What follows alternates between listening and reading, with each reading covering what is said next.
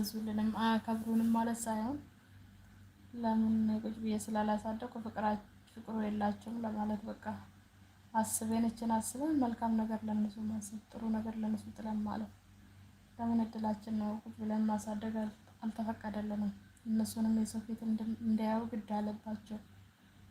እኛን ፍቅርና ክብር እንዳይሰጡን ደግሞ ከየት ያመጣ ነው ከየት አምጥተን ያሳደግናቸው ልጆች ናቸው የሚያከብሩን።